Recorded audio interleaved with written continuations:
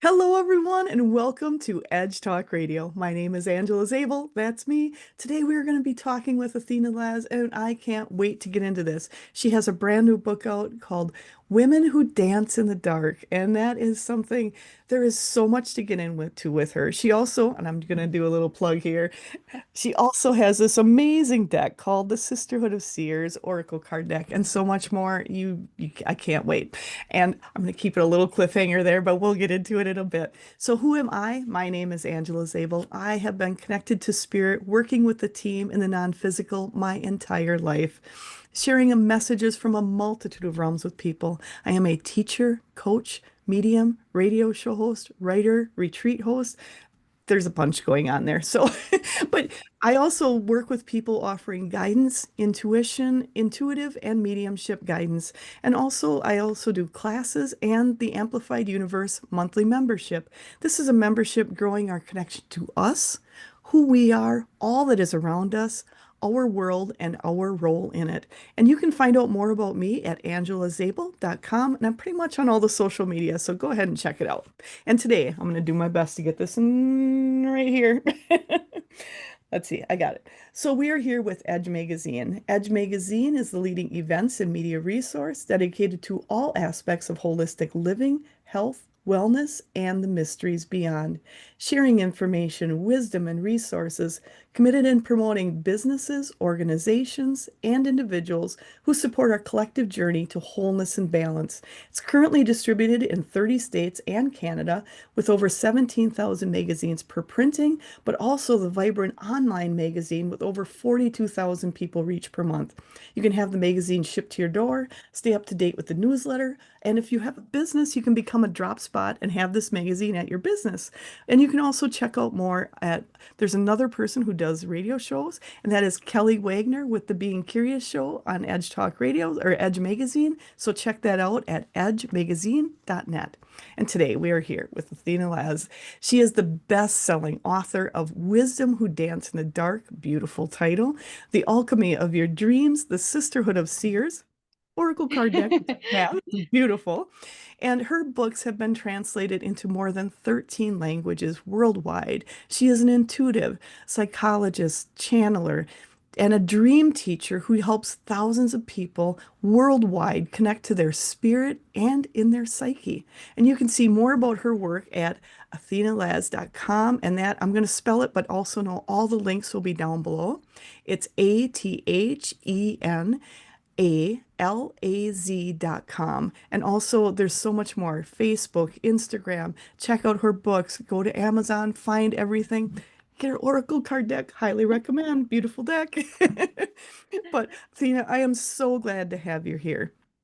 And I've got to ask you, how in the world did you get on this track of your life? Because I know there's been more before. Well, firstly, thank you so much for having me. I'm so excited to speak to you today, Angel. It's such a great question because I think it just lands us in the exact right spot for our conversation. So I have to backtrack a bit. When I was younger, I had a lot of psychic experiences and I would say very, very psychic and intuitive experiences, and a lot of stuff that happened during dreaming. At the time, I didn't know what lucid dreaming was. I had no clue that I was actually going out of body consciously when I was a child, but I would retain the memory. And so I've always had this deep connection to nature and to spirit and to intuitive ways of being in the world. Um, but that said, it was very much a private thing. So it wasn't something I necessarily shared with people um, out in the world. I didn't get any sort of negative beliefs from my family about it. It was just, I think, the time and place where I lived in or grew up in. And I kind of packed it, I sort of felt like I packed it away. So that was my real life, my real world, but I kind of went out into the world with a very specific kind of persona. And then I hit my 20s and I was like, what am I going to do? Like, I had no clue. I was one of those people, I was totally lost. I kept saying, I'm lost, I'm lost.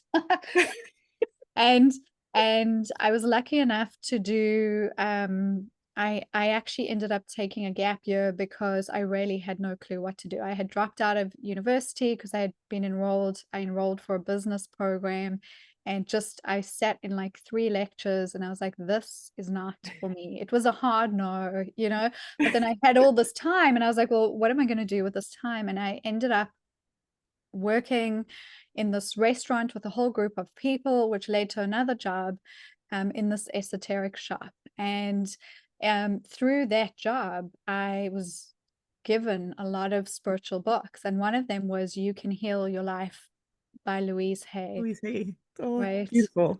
And I read the book. It was like someone had turned on a light in my mind. I actually still get goosebumps when I think about it. And I thought that's what I'm here to do. And so I re-registered to university. I went and became a psychologist. I wanted to pursue that path. I felt it was very meaningful for me. But at the same time, I trained with metaphysical teachers and I still worked in that esoteric shop.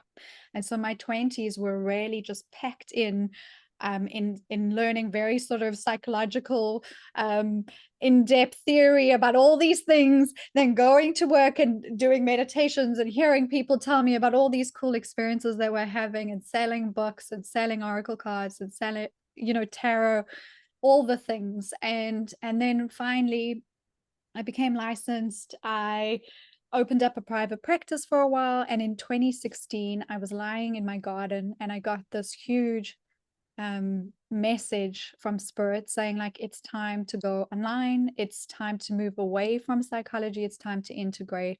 And I said, okay, if I do this, then I want to be deeply supported and make it easy for me because I don't know anything about that. And literally a week later, a woman I hadn't seen since primary school, one of my friends, ran into me. We ran into each other. We hadn't seen each other literally in years. And she said, what are you doing? And I said, this is what I'm thinking about doing. And I want to write books and I want to teach about what I know in the way that I've experienced it.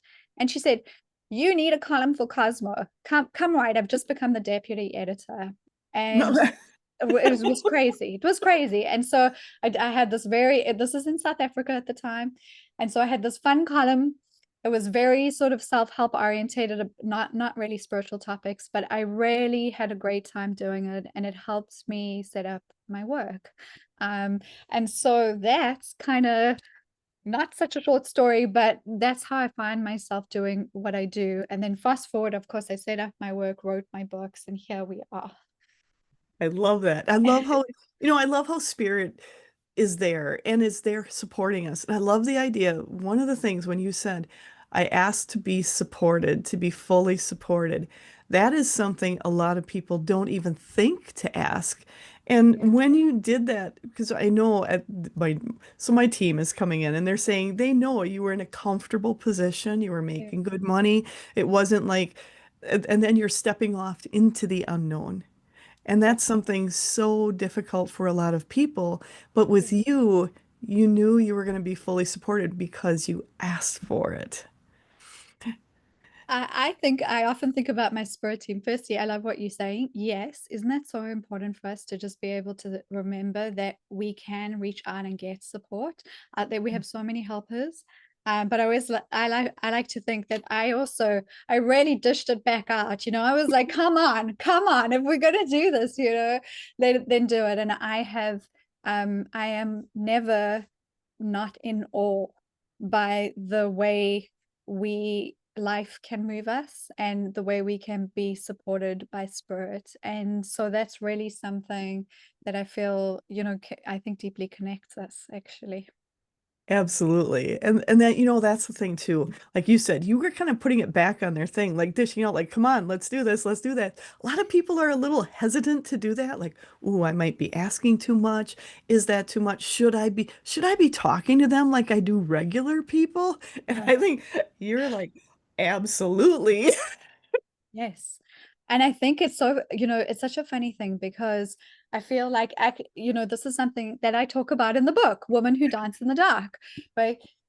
that we haven't really, well, I speak for myself here, it's a huge generalization, but in the way that I grew up, and most of the people around me, even still now, the people that I connect with, most of us are not taught how to directly communicate with spirit. We Yes. are often taught through intermediaries, or we taught it's not real, or there's a lot of belief that can go, against that. And so I think it's sometimes taking years of social and cultural conditioning and just saying, okay, what is the worst that can happen if you tried it for 30 days? But in a respectful manner. I was kind of, I did dish it out that day with my guides, but I also know to the core of it, that it is very much a bi-directional relationship, and that it should be built in the same way you would have a mutually beneficial and respectful relationship with a person in your life, you know? And it's that simple, like you're saying, just have the conversation, just speak like you would with another person. Isn't that amazing? It is amazing because a lot of people, and I talk to a lot of people, I know you talk to a lot of people, and there's so many people that are afraid to, like, how do I do that? What if I'm not worthy enough to be talking to them? And how can I possibly talk direct to someone that I can't see, hold, feel, and yet feel like I can talk to them like any other person in my life. And my team is kind of laughing, except you don't want to talk to them like the person you really don't care for, but the people you really do like. Exactly. I love that. Hi, team. Our team. And it is so it's having finding that comfort level, and that's something you found that comfort level quite early on. I feel with you it was quite early on. It wasn't, like when you started doing this, you had that comfort level for a very long time. How did you find that comfort?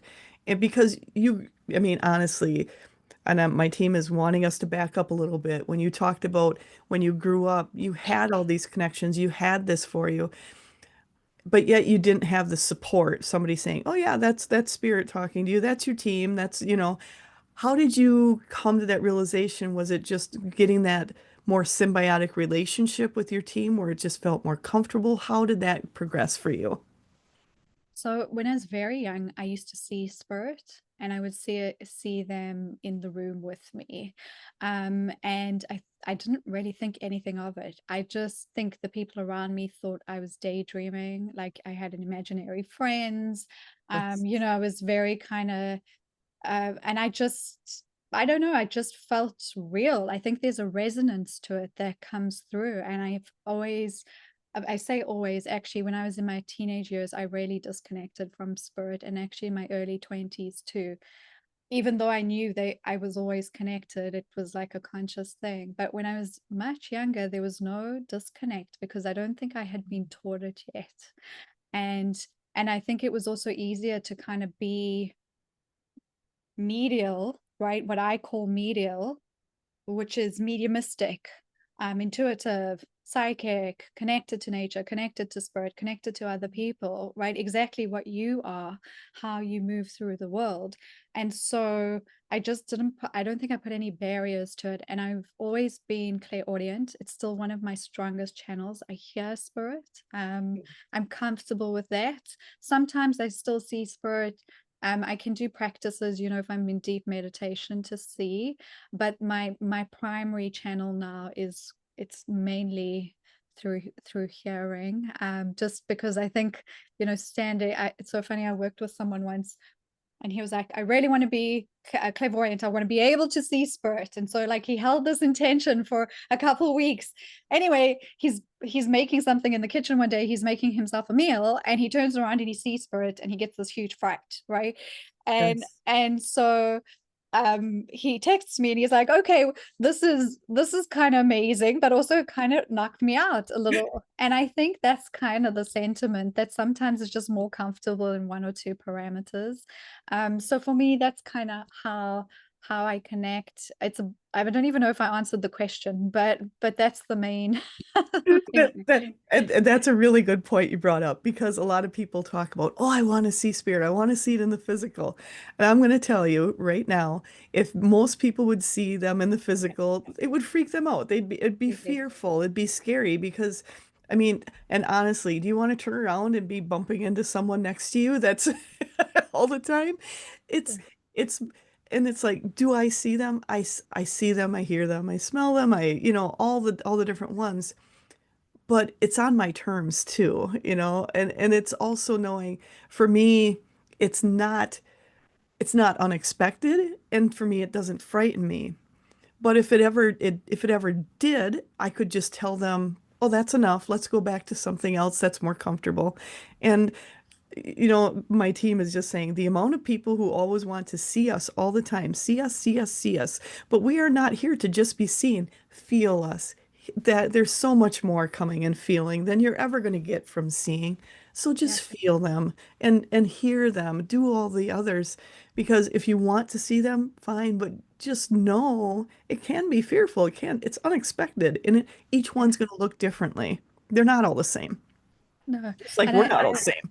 no, exactly. And I think it's exactly what you're saying, that this felt sense is the main thing. It's a heart connection. Yes. And we are receiving information in so many ways. Um, and actually at all times really is my belief. And so the minute, like you're saying, when you begin to feel comfortable in the way you can receive, and communicate, that significantly changes. And like you said, you can also ask, you can say, I'm not comfortable with this, it needs to change, or please rather more like this, whatever the situation is. But You isn't it are cool? in, it is cool, and you are always in control. And that's Yeah. one of the things, your book, and I have not read your book, full disclosure, have not read your book yet, but I'm hearing from them it is something that really helps bring calm and peace to people. And it Mhm. also gives a way of navigating without the fear and moving beyond the fear. That is so important. And like I say, it's always amazing. They always know what's going on and what people are creating. And I always find that amazing. But they want you to know that you are creating something so helpful to so many people. Yeah. And it is done in a way, and they're saying the channeling through the heart was very much felt in this book. Oh, good. I literally feel that I walk the pathway of the heart in this book, and Mm. that so it's so resonant what you're saying. And I think um I think people who read it will feel that, because it is a book that when I wrote it, I always feel writing is a practice of initiation to some degree. Yes. Um, and the book for me was part of that, and a real return to the heart. And also, the heart is the main channel of communication. For me, it was a real pivotal thing in the book. So you're so spot on about it. It's absolutely, like, I would say, a core tenet of the book is that it's a pillar. Maybe not really. I mean, I say it actually many, many times in the book. I'm like, this is a return to the heart. We are being initiated through the heart, but we're doing it through this beautiful and potent archetype that most people have forgotten, which, well, have not been taught about, which is the medial archetype. But really, it's just becoming receptive, and being, and like you're saying, which I think is fundamental in this, the safety element of, you are in control. There's nothing to be frightened of, specifically when you are in that heart space, Yeah. because it can't be interrupted. You know, the connection to source can't be interrupted in that heart space. And that is so true. And because there is a lot of fear with people, like, and once I open myself up, what am I going to have? What do I do? And to realize anytime you're working through your heart, with anyone, whether it's in the non-physical or in the physical, when you're working from that heart space, there's nothing that can harm you, nothing that can hurt you, and everything to be gained. And that's something I've got to ask you. How did you come up with the name of the book? Because I love that, Women Who Dance in the Dark. How did that come about? So it's so funny because the so I'm sure a lot of people listening, and I'm sure a lot of people know, there is a book called Woman Who Run with Wolves. And it Mm, was a very popular book. I'd say even now it's still popular, but mainly like in the 80s and 90s, it really came up in collective consciousness. And it was about the wild woman archetype. And in that book, she had about 3 pages on the medial woman. mm, And when I wrote my dream book in Alchemy, I was living on a farm. This was in 2020. And I was writing a chapter about connecting. The words were, you are the bridge between the waking world and the dream world, the seen and the unseen. And as I wrote those words, I received, your work is going to be on the medial woman. And I couldn't remember. I was like, what is this? I didn't know what the name was. I Googled and I found the name, the medial woman, through her book, Woman Who Danced with the Wolves.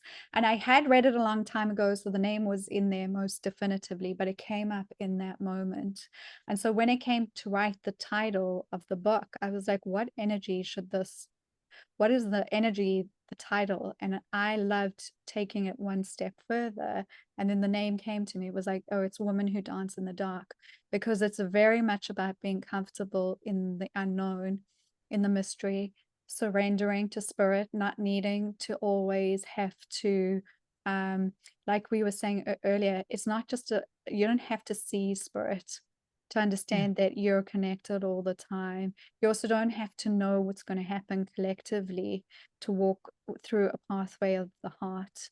So when we are in times of divisiveness, collective change, unknown, personally collective, that kind of energy comes through to help us bridge and open up to receive another pathway forward. And we don't have to know what that is to be able to do it. So it's very much about frequency, and I felt the title kind of embodied that, and then also honored Clarissa Pinkola Estes, who had written, like the first kind of, she wasn't the first person to talk about the medial woman. That was a woman called Toni Wolff. But in my pathway, that's kind of how it came up. I love that. And I love how spirit just, it will come through. And my team is laughing. They're saying, you realize they'll give you words that you have no idea what they Oh, are. yeah. So you have to research them. Oh, absolutely. Do you know when I did Sisterhood of the Seers, shameless plug, but I typed Lahina Noon and I thought, I don't know what that is. I had to go and Google and I was like, oh, that's amazing. That is so cool. It's a time in Hawaii where there's no shadow. That's Oh, amazing to me. interesting. They're like, we don't It have is. shadow here. Oh, okay, that makes sense. Thanks for sharing. It is always to me it's fascinating because you know, and that's one of the things to know when when you know you're working with something other than yourself, that is this being, I call it the team, the divine, and people call it all different, whatever. It doesn't matter. It's all the same thing. And the biggest thing is when you're getting information where you're like, where did that come from? What does that even mean? And you're going like, ooh, I need to research this some more. That's a really good indication you're getting information not from yourself, but from others around you. And you have done that so much throughout your time. They're saying, I'm just hearing that there's a lot of people that like to play with you and give you words that you purposely don't know. I don't know, it's never a dull moment. And I actually love that because I feel like I write my books with teams. And I think that it's such a I really enjoy that. Let me just leave it at that. I really enjoy that. Thank you, Spirit. Absolutely. And that's the thing is you've been following that. You've been following that with everything you've been creating and going taking that leap from psychology to going into here. I think my team is kind of laughing a little bit, I'm just going to say, because they're saying sometimes people go into the psychology and understanding the mind because they want to make sure they're not crazy. Yeah. And it's also knowing, like understanding more about who you are. I've got that psychology background had to really help you as you're moving forward with putting all these together and knowing kind of how people think and how they operate. And has when they're saying even when you were doing readings with people, you were using the psychology and that from the other. How Yeah. was that kind of an easy transition for you going kind of back and forth between those realms? Yeah, because I felt like I had integrated them both.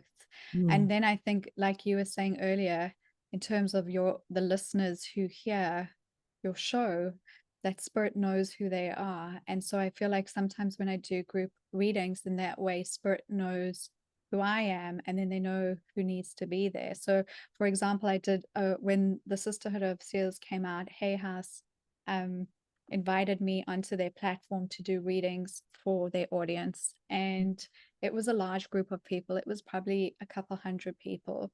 Um, and the theme that ran throughout that group reading for most people was some level of like unintegrated trauma. And mm, what was so beautiful about it, I felt, is that we were working in such a pragmatic way because I was literally hearing, like, are you doing this type of therapy, like CBT, but also you're working with spirit in this way? And I think it was such beautiful confirmation that, like, we don't have to actually split wellness. And I think that's been a huge part of my own journey that I feel it's funny that you mentioned earlier about, oh, you just study to make sure you're not crazy. I think to some degree there was a little element of me that maybe really did that. But also that it's not a whole picture to some degree without the two because we're so embodied, and sometimes like the most spiritual solution is running around the block. It's a physical one. Sometimes it's a real psychological one. Okay, you haven't unpacked this thing from childhood. It doesn't mean you have to be in therapy for like 3 years. Spirit can help you move that energetically as well.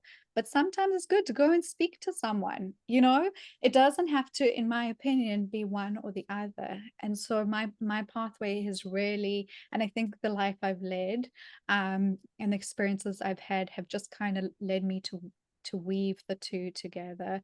So it's easy for me to move between them. It has also come with its consequences. For mm, example, sometimes it's like not closed enough for either group. So I've often found mm, myself in a space fitting into neither spaces. Um, and so what I liked about what I love about writing is that it kind of calls a community in any way. Um, mm. That's one of the things is knowing as we go forward, it is bringing all the worlds together. We've yeah, so much looked at, there's the scientific, there's the yeah, metaphysical, and there's all of this, and it's bringing all of it together. It's really that connection, and so much more healing on so many levels can happen when you bring them together. And that's something, like you said, I totally agree. It's bringing all of that together and knowing that my team is saying what you said, how you don't have to be in, say, if you want to go to a therapist for a while, you don't have to be in therapy for yeah. 20 years or 3 years. It can go so quickly when you're integrating all the realms together. Absolutely right. And I think we know that from like I feel from like a quantum perspective, we can really look at that from a timeline perspective. We know timelines can shift and change. And I think anyone who's a deliberate dreamer, like a lucid dreamer, will know that intimately, right? And so we can absolutely use our spiritual ways of being in the world to navigate well. But I find that if there's a mental block, well, then just that, if that's something that gets in the way of you being able to take that step, like to communicate with spirit or to try something different, and it's not in a shaming way, it's actually in a very empowering way. It just means that you have one more avenue that can help. Yes. That's how I see it, and if it isn't working, then ditch it and move on to something else. Ex- But Exactly. And that's the thing, giving yourself the freedom to go, this isn't working. I'm going to right. move on to something else. There's nothing wrong with that. Instead of looking at it like a failure, like, oh, I've tried this for how long and it's still not working. It's not supposed to. It's meant for you to No. move to something else. Move along. Mm. That's still not working. Let's try it again. Not working. Let it go and start over. Yeah. So one of the things you've done is, you're talking about the medial nature that is within us all. So can you kind of go into that medial nature? What is that? How do people recognize that within themselves? You've kind of explained it, maybe explain a little bit more. And then how do we recognize that medial nature, that who we are as that medial woman? How do you recognize that? So that's such a great question. Thank you. The medial nature is our natural ability to be able to perceive in whatever way we point our focus towards, bridging both the unseen and seen worlds. And when we recognize we can do that, that we are innately equipped with the ability to do that, we become medial by nature. We remember that we are medial by nature. And so, in the traditional sense, the paper, this amazing woman, Tony Wolff, who actually helped Carl Jung do all his journeying, or a lot of his important journeying, where he met his guides and really did this sort of spiritual navigation, in my opinion. She helped mirror and hold that for him. And she wrote this very small paper, this like 15-page paper, where she mapped out a woman's psyche by giving 4 archetypes, and one of them is the medial woman. And in it, she said that women are naturally mediumistic. She was definitely a woman of her time, so she definitely writes in quite a dismissive way to maybe to some people, but she rarely meant it, I feel, meant it in the way that this is a natural ability for us. It's natural for us to mediate. It's natural for us to be mediums. It's natural for us to understand unconscious and conscious imagery. And she meant that, and I mean that in the very sort of um, depth psychology way of working with dreams, or if you're sitting in meditation and you see a symbol, so you work with it in that way from your interior world, but then at the same time understanding, like we've been discussing, well, that your spirit team can also send you symbols and signs. And so understanding that that's the language. And so a medial woman understands that, oh, when we speak in the language of the soul, when we speak in the language of spirit, we are working most of the time symbolically at first. And then we're really just entering into conversation. And the more we do this, the more we allow ourselves to become open channels. And we can use that in whatever way we feel is best for us. And so when I wrote my book, I wrote it for anyone who wanted to just take that relationship one step further. Some people I feel will listen to our conversation and be motivated to become mediums, to be motivated to channel and write. And then at the same time, I know that some people may read the book and go, I don't want to be a medium, but I definitely want to have the support in my life. And I want to understand what my dreams mean. And I want to know what to do when I see a symbol and not just go, oh, it's a sign, say, from the universe. Okay, but then what? And so to be medial for me is to work with that inherent nature. And so it's really a threefold process. It's to work with it on an interior level, it's to work with it on a people and nature level. And then it's most definitively to work with it on a spirit level, communicating with non-physical, your spirit team, and also the multi-dimensional realities that we interact with. And that's really key for people to understand. You don't, I agree with you. We're all mediums. I mean, well, honestly, what I do is nothing special. I always say it's nothing special. It is all because we all have it. We're all capable of doing it. And for other people to realize like you can do it too. And that's Yeah. why I always say, everyone can do this. It's trusting and believing in yourself, and everyone can connect. And that's something you're helping people to trust and believe in themselves with this book also. Thank you. I really wanted that to be one of the messages that people take away from the book, exactly like you're saying. And I think that some of us have a natural tendency to let it in a bit easier. I do believe that, but we Yeah. all have the ability. I really strongly feel it's a natural tendency that we all have. You know, it's just how much we're willing to participate and listen being the key. Sometimes I don't But listen very well. no, me neither. They're like, oh, you talk so much. I know. They just got to talk faster, that's all. Exactly. Like, step it up a little bit. But it is helping people understand this is our natural state. I totally agree with you. This is our natural state is being able to connect with all that's there and not being fearful of it. And that's the biggest thing because I mean, when Louise Hay came out, there wasn't a lot of stuff out there. She was towards the forefront of bringing that out. And now people, even in yoga, so many people do yoga and that's connecting. That's connecting Yeah, into who you are. That's beautiful. And it's exactly. being more normal now. And people like you bringing more of that normalcy and showing like you can dance in the dark, you can connect and be, and I just keep feeling this presence of being so excited at who you are. You're Yeah, helping people be excited that they're connecting and feeling so much better about themselves. And yeah, they want me to go back to the time when you were younger. You kind of shut it off for a while, but it was always there. I mean, they yeah. always laugh. They're like, you shut it off all you want, but we're still here. So Oh it yeah. doesn't have to worry And about it. it's and I still got lots of messages. I just didn't always pay attention to I mean, I didn't act on what I was receiving. I guess that's what We didn't listen so well the missing. sometimes. Yeah, to my own detriment, you know, really to my own detriment. But you figured Yeah, out it's better to listen. yeah, yes, You yes, always have that choice, and that's one of the things is you always have that choice. And even when you feel like you're shutting it off, because honestly, we're living a human life. We're going through life. There's times in your life where we're just busy, busy, busy. There's a lot going on there, especially in that growth. I call it that just expansive growth in that yeah. 20s and 30 in there. It's just like you're so busy, you have a hard time doing any of the other, but they're always there.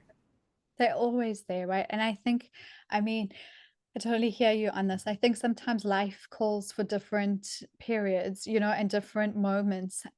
What I think is wonderful to see now, and I think this is what you were also talking about, it's becoming so much more normal that Yes. actually so many people nowadays are waking up to the fact that like how you wake up and set the tone for your day makes a huge difference, but not just in like a goal setting, but in a what does my higher self want to show me this morning before I walk out the room or the house or whatever it is, you know. And to me, that is so amazing because the more of us that can connect in that way, the more aligned we are, the less resistance we feel and also put out in the world.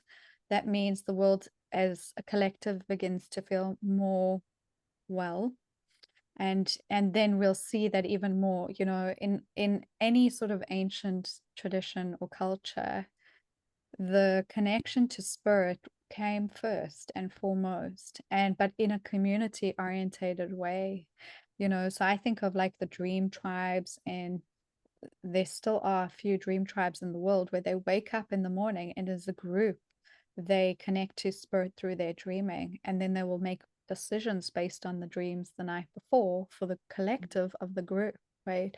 And so that may not work for us, specifically in more modern ways of living, but the sentiment stands because wow, you're actually firstly also being given so much information when you sleep.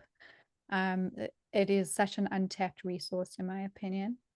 Um, and you can wake up and use that information in such a helpful way. And so spirit can literally speak to you at night.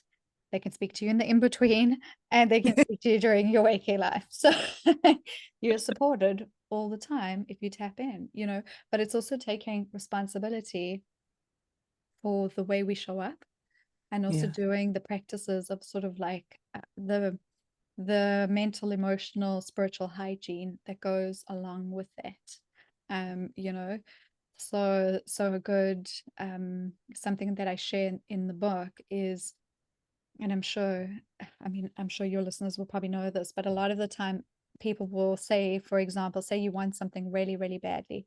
So then you go to your oracle deck and you shuffle, shuffle, shuffle, and you get cards that are not the answer you want, right? So you put the cards back in and you shuffle, shuffle, shuffle again, and the same kind of cards pop out, or maybe even different, but still not the answer, you know? And so I think the hygiene level is going, okay, wait, I know it's not necessarily always about what we think. And I think that is the part that can be hard to let go of, because it doesn't mean because you're in relationship that you're going to get everything, relationship with spirit, that you are going to get everything in the way you want it. But my experience of it is that it's often, I find, much better than what I could imagine. And if not better, the pain time period is much shorter than had I banged my head against the wall for something that really was not maybe meant for me, or something that I think, there's just misalignment. So I think all these pathways are starting to become more collectively seen and known. And I think people are remembering in ways that are so wonderful. And I do think it's going to be much more normal. I say that like what I mean is much more mainstream, Me, yeah. yes. Like I don't think it will still be it's millions of people, but I still feel it's kind of like pockets in the world. Yes, I totally agree with you. And it is moving forward and people are putting that intention out. I think that is the most beautiful thing to see where people are being cognizant and going, what do I want? How do I want my day to be? What do I want to experience? And putting those intentions out there. It's so wonderful to see versus just like, oh, whatever happens and letting it flow because that's not Yeah. always the best.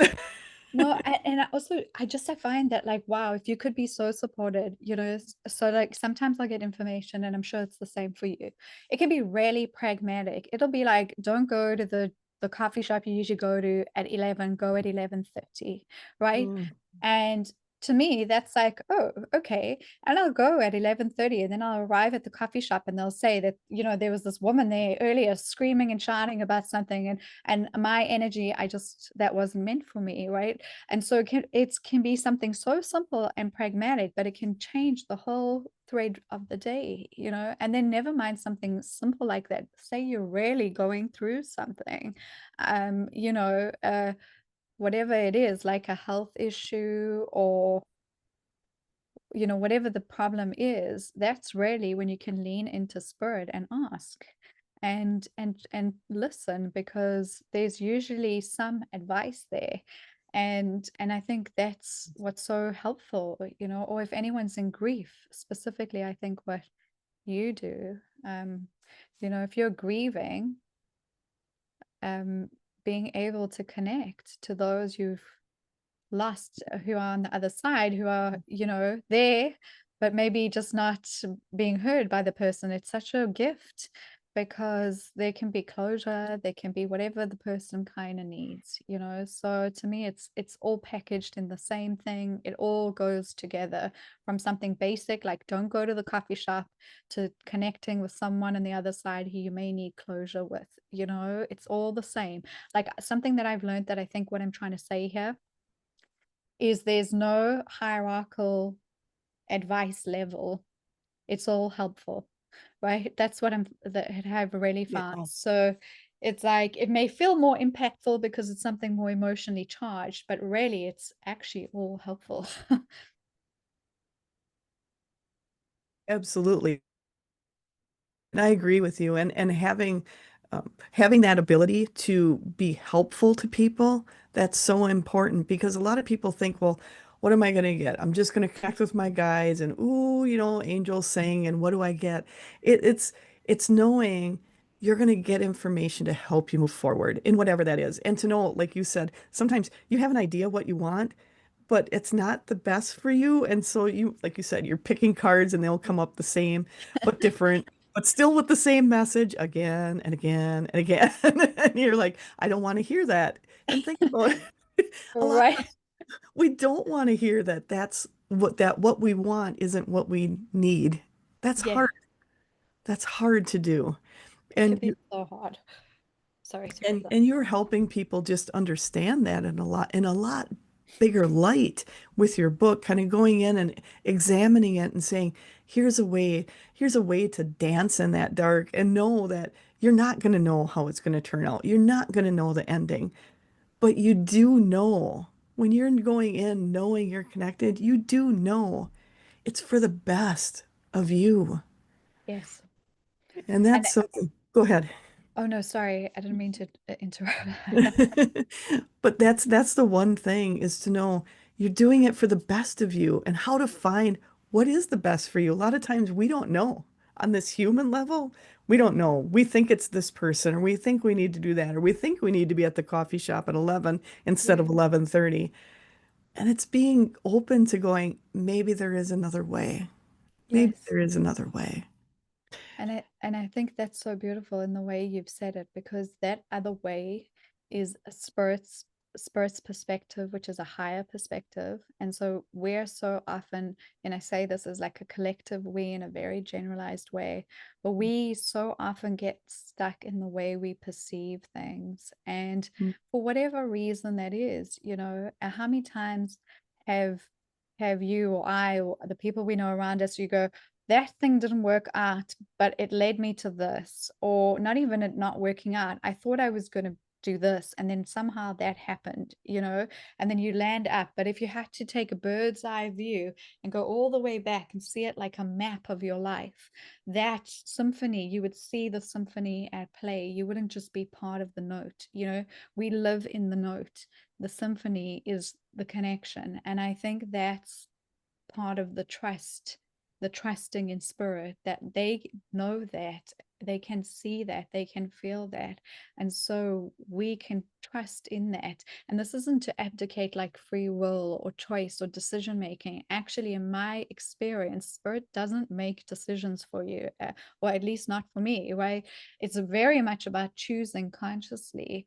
It's very much being awake to your life, being awake to the patterns, being awake to the messages, being awake to the way you show up, so that's really like the responsibility in it, but also the joy in it, because if you really are stuck, been stuck so many times in my life, and I've been afraid so many times.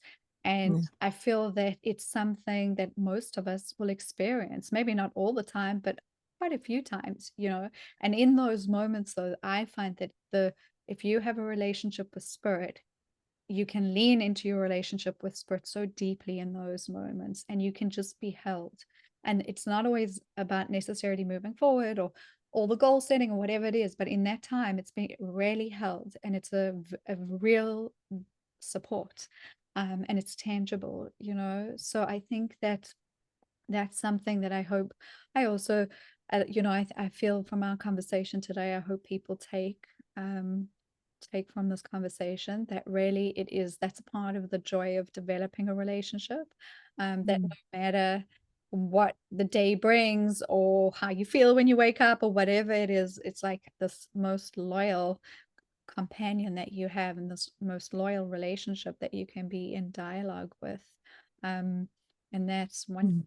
you know I think that's absolutely what people need to hear because a lot of times people, especially when you're going through the rough stuff, the challenging parts, a lot of times you feel alone. There's no one there, no one on your side. And when you're able to sit back and go, maybe I don't feel like I have a human on my side. But I know I have spirit. I know I'm held. I know I'm cradled. I know I'm going to be okay. And I know I'm going to find a way through it. That is more powerful than anything because it's easy to love spirit when everything's going great. That's right, easy to do. But when very, you get the challenging times, how do you trust? And that's when you trust yourself and trust them that it will work out. There will be a way. I can find a way. I can dance in the dark and still exactly, dance and right, still dance. yeah. I think that's the one thing with your title to me. They keep showing me a woman dancing in complete darkness, but knowing you're completely held and you're completely safe and you can still dance and enjoy who you are, even not knowing what's coming in the next second. Yeah.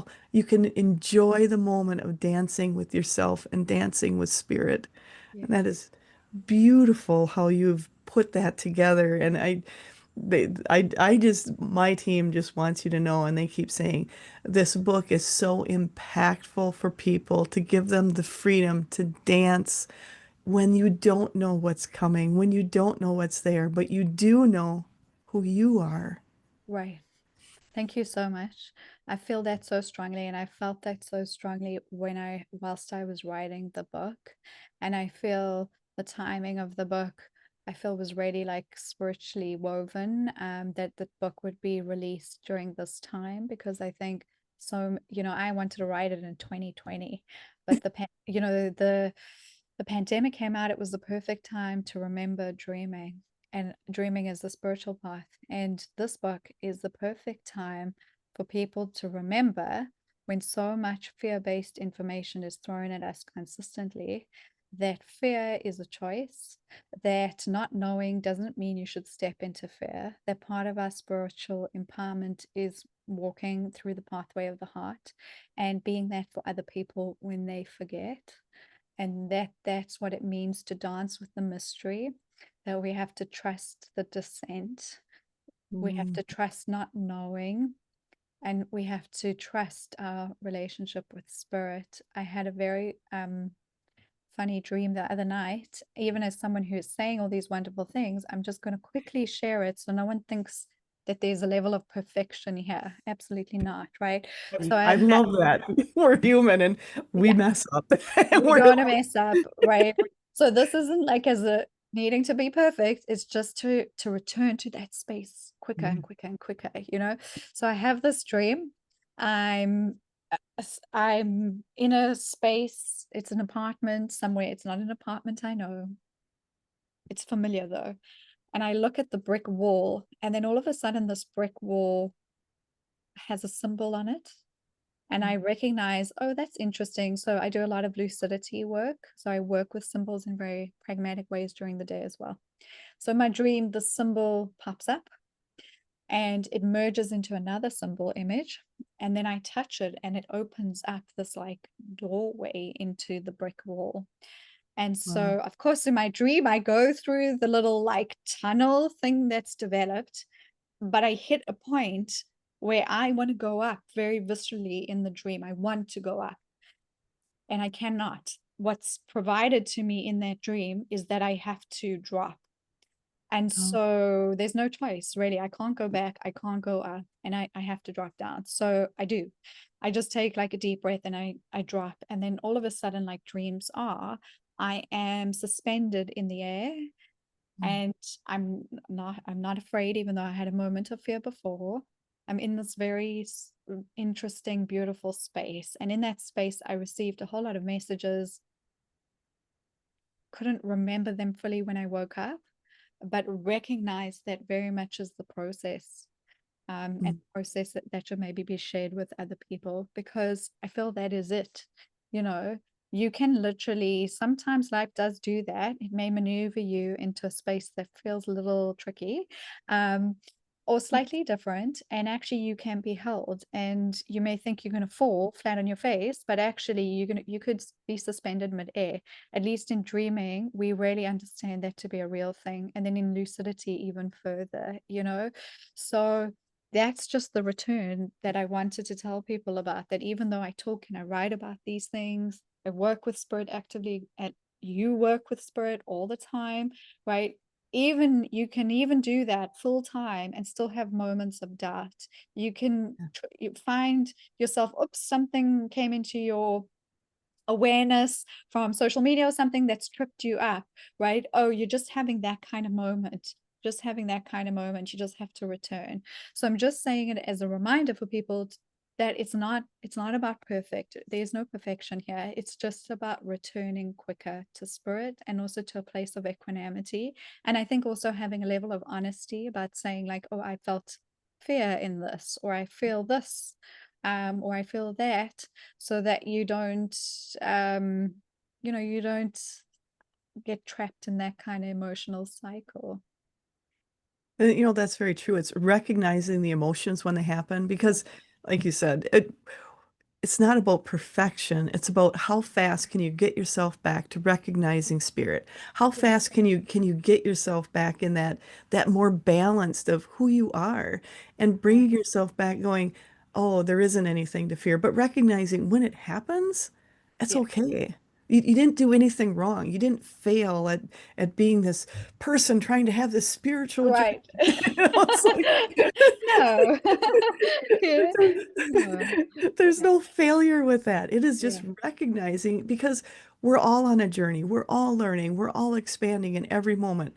And there's things my team will tell me, and I'm like, I don't get what you are trying to tell me. I don't understand a word of it. Try to do it another way because I don't get it. And it's knowing it's okay to say I don't understand, but and it's okay to be, oh, that did make me fearful because you go back and you talk about the dream state and things from, before. And a lot of times the fear we're experiencing as humans now, this Yeah. is also coming from not only us, but the collective of fear of other people and the journeys of fear as a collective that we've done as a human Yeah. nation, as human society. And it's knowing you're clearing all of that fear at one time. Yes. That's so beautiful. And I think it's so important as well that like the recognition that it is multiple layers, it's collective and personal, and that you're clearing it. Oh, I love that. Yeah. Thanks for sharing. Absolutely, absolutely. And you're helping people step into that and move through it so much. And as you've been doing, like you were doing this book, you've also done the Alchemy of Dreams.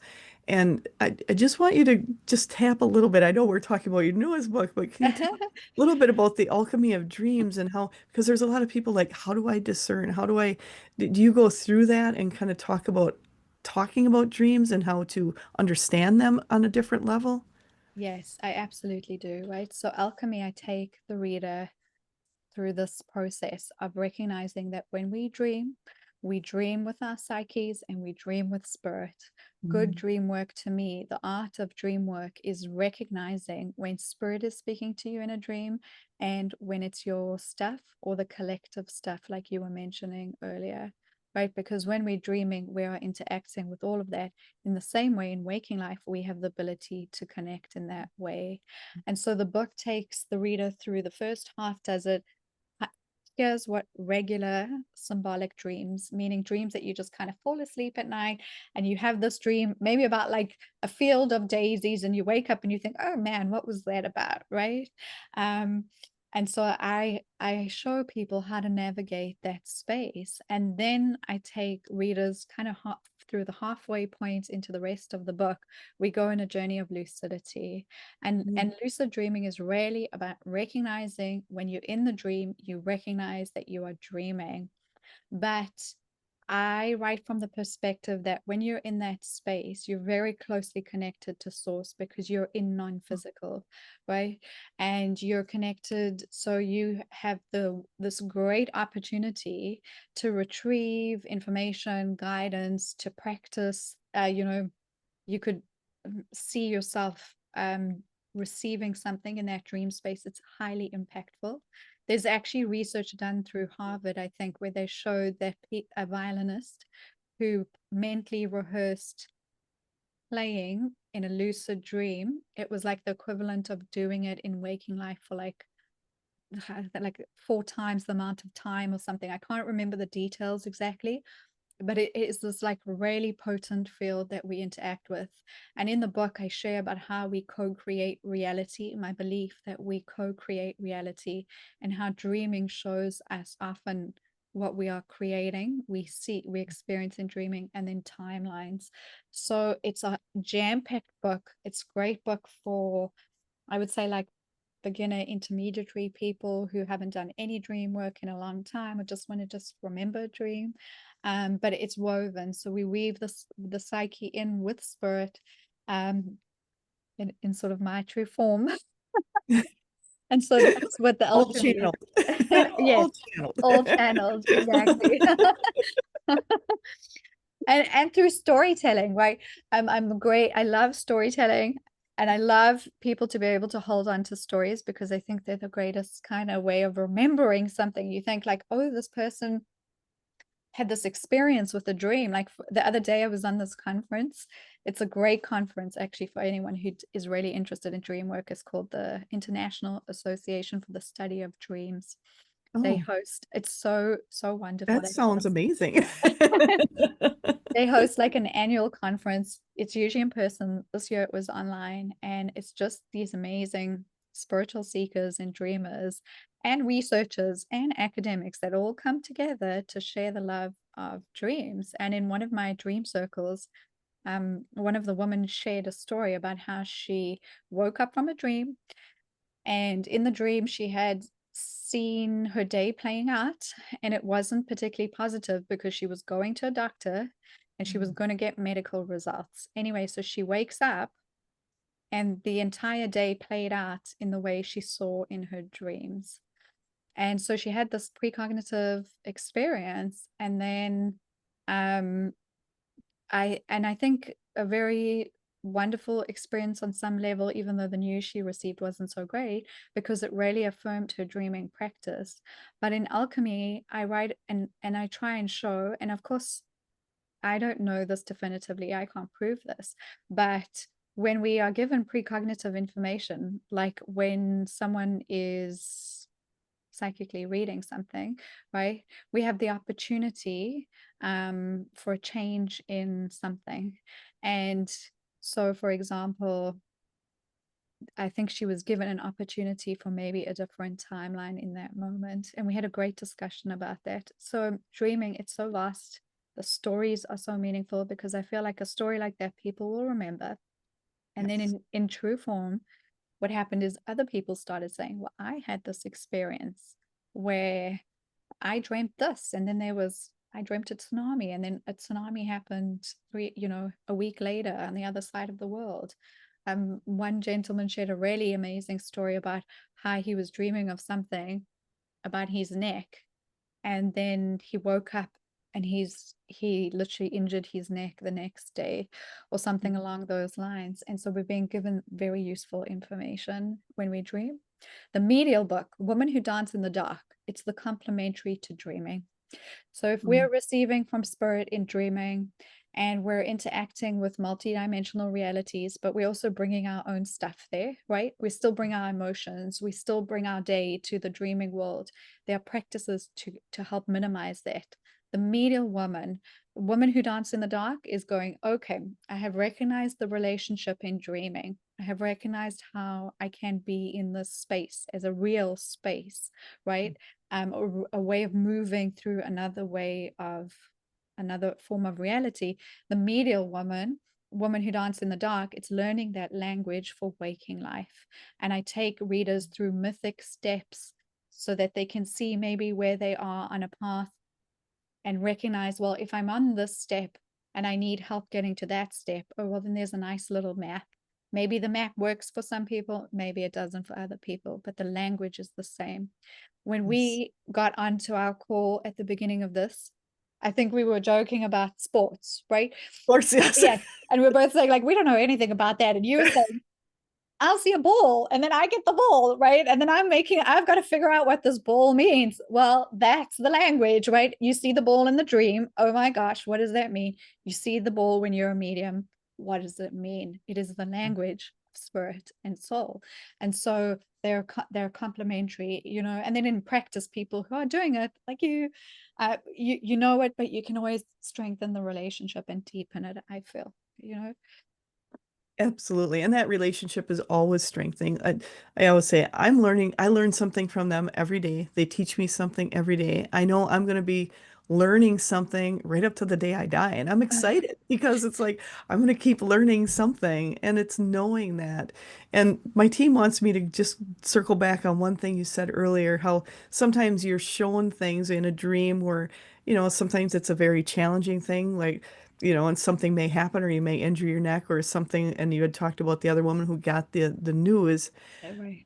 They're also, so my team is also saying sometimes you get that information so you're able to handle it better when Yeah. you're there in the physical. It's like where they're using the word like deja vu, where it's almost it's also there to help you with that. So Yeah. sometimes the scary things that happen in dreams are there to help you to be calmer when you experience it too.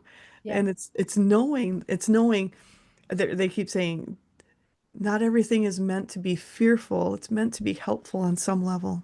Well, that's it, right? We project so much fear onto it. That Yeah. dream, I really feel in my own life, the more I've had those kind of dreams, even nightmares Hmm. are so helpful. They're so helpful. They show you what needs to be integrated. They Yeah. feel like horrible when you're receiving them, but if you look at it, the nightmare will lessen. And in the same way, if you're in a relationship pattern or something that isn't it is playing out in a way that is just not healthy or not good, right? The minute you face it and you look at it, it changes, it transforms. You give yourself the gift of a new opportunity, a new choice, right? And so the fear is what we project onto it. Which, like you're saying, even something that may seem scary isn't actually, from Spirit's perspective, it's hyper helpful, right? It's helpful information, either like you're saying, and like they were saying, to either prepare the person to some degree or to help us change the pathway. And I mean that Yes. in a physical timeline, like, Yeah. you know, and this is of course not medical advice. Like I'm not saying don't go to the doctor, go to the doctor. Like I told her, of course you go to the doctor, but maybe you go to a second doctor too. Maybe you don't wear that clothing. Maybe you change the appointment to another day. Who knows, right? Yes. And it sounds kind of crazy, but really, okay, well, we're speaking to unseen spirit beings who have a huge perspective. We actually don't know how reality is entirely formed. Yes. We know that things can change in an instant. And so maybe our perspective needs to go a little bigger, and maybe it needs to lift to spirit's perspective where things can change kind of instantaneously, and to allow that, and to also recognize that, like, okay, if that's not an easy belief for me to hold, that's fine. Then I can hold a smaller belief. And maybe also, as an aside, which I know you know this, but it also changes depending on what's happening. It's not always one or the other. It's very fluid in its movement, right? Sometimes it's like precautionary, sometimes it's helpful, sometimes it's so you can avoid it, sometimes it's so you can change it. Yeah. A really good example of this is people who, there's a wonderful man who wrote a book called Death is But a Dream. And Oh, it's a very a very impactful book, I feel, for a couple of reasons. This man is a doctor, and he worked in a hospice. He became the director of a hospice clinic, and he was very sort of traditional. I think that's what he calls himself, right? Where he didn't really believe in spirit, didn't believe in anything in that way. Of course, that's his right. But what happened is that he started working at hospice. And of course, many people will know this, but hospice, people who are leaving, they tend to have deathbed visions. They tend to dream of the deceased. The nurses started telling him when the patients were going to die, and he couldn't understand how the nurses knew. And the nurses were saying, he's speaking with his mother. His mother's in the room with him. That he's been dreaming of his dad. And it changed his view on like everything. And he wrote this amazing book on like all these beautiful experiences at the end of life. People having those dreams, it's not to change death. It's not that death isn't going to arrive. But isn't right. it amazing that the whole community in that space comes together because spirit is there? It becomes less fearful, exactly what you're saying, right? The fear factor diminishes. They're loved, they're supported, they're held, and it's not something fabricated. It comes up and it's experienced by multiple hundreds of thousands of people, millions of people, I'm sure, if the research was big enough, So I think that's, again, maybe also like one of the main messages, that it's fear is us thinking. Most of the time it's us projecting and thinking. And when we can take a look at that in a very hopeful and just honest way and say, okay, I'm superhuman in this way. Maybe I need to just, like, I don't know, be a little bit more open or courageous in these ways, but also allow spirit to bring that to us in a way that feels comforting. Things really move in a beautiful and loving way. So to me, It's all good. It's all good. It's just information, I guess. Yeah. Just I, information. I like that. It's just information and not to, I just keep hearing, take the fear out of it, look at it as just information, and then you can examine it from a Yeah. whole different perspective. And that's something with you, you talk about, different archetypes and the medial woman and how and the dreams and signs and myth and intuition. And as you were going through and writing this book, were you also like, I just feel like such expansion happening within you as you were also understanding more? Because I gotta say, I'm just saying, I feel this whole book was pretty much channeled for everything you needed. It very, very much was. It was a beautiful process for me. It was hard in a lot of places, not hard physically to write it or to be inspired, but because I was expanding, like you were saying, and expansion is not always a comfortable space to be in. It's a growth space. And most of the time, it's a liminal space as well. The old you is still there whilst you're weaving this new version of you, or returning to the version of you who you really are, to the deepest core level. And so the book really was that journey for me. And I think that's why it will also, well, my hope is that people will feel that resonance in the journey, because I think you can only take people as far as you've gone, to some degree, at least when I write, I feel that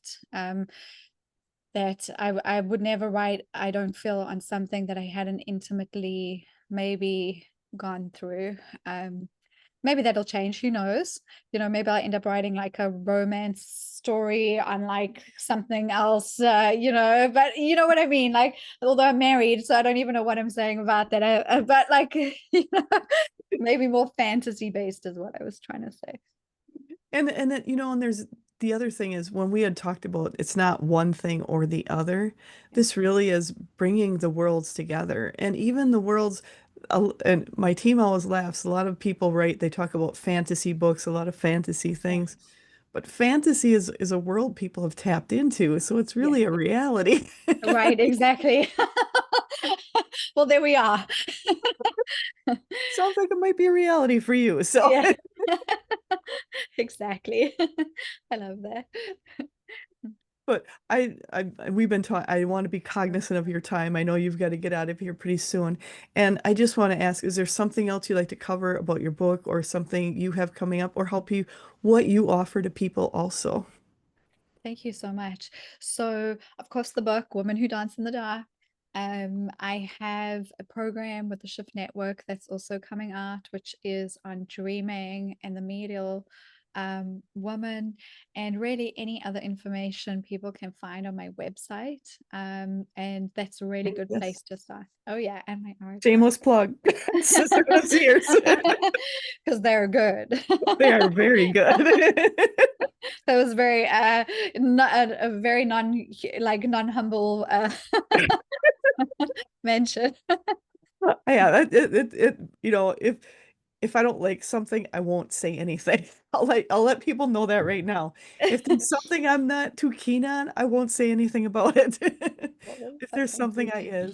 I do, I will let you know, and this is one of them. And I know your books, and that's why my team kept wanting to bring back into both of your books Thank because you. they do go together, and it is part of a really my team is just saying an intricate journey into the soul by working through the dreams with both of these books coming together. You will see the connection. So there, my team is endorsing your book. So Thank you. I accept that endorsement, team. Thank you so much. You can never have too many spirit team helpers. no, it never can have too many. Oh, well, I want to Thank thank you. you, Athena. Thank you so much for being here, and I appreciate all of your time. And I want to encourage people again, your website for those who are listening and aren't going to the little thing. It's athenalaz.com and it's ATHENALAZ.com. So go there, find all the rest, but Facebook, Instagram, go on YouTube, find everything. Just go out there and look her up because she's absolutely amazing. Thank you so much. It's been such a great conversation. Oh, the save here and go on to Hay House. Hay House has your do they also have your books there too? Yes, they do. Yes. They have Women Who Dance in the Dark, and then The Alchemy of Your Dreams is through Tasha Perigi, but everything's available everywhere, like Barnes& and Noble, Amazon, Amazon. Hay House, wherever you buy books, they're there. Thank goodness. Absolutely. So I can't wait for you to go check out all of what she offers because there's so much here. And I've just got to thank you again, Athena, so much. Thank you for sharing your heart. Thank you for sharing your knowledge, your time. And it has been just a pleasure. I had such so much fun today. Me too. Thank you. And with that, I just want to make sure to let everyone know. Make sure to watch the next episodes of Edge Talk Radio. They are on the first and third Wednesdays of the month at 7 p.m. Central Standard Time. And if you've missed any of the past episodes, no worries. Go ahead and go on to either my YouTube channel or Edge Magazine's YouTube channel. You can watch the YouTube video there or go to all your downloadable podcast areas. They are there too. So I can't wait for you to join us and see all of this again. And I also want to thank all of you here for listening and taking the time with us today. And thank you all for listening, expanding, and amplifying our universe together. Have an absolutely amazing day.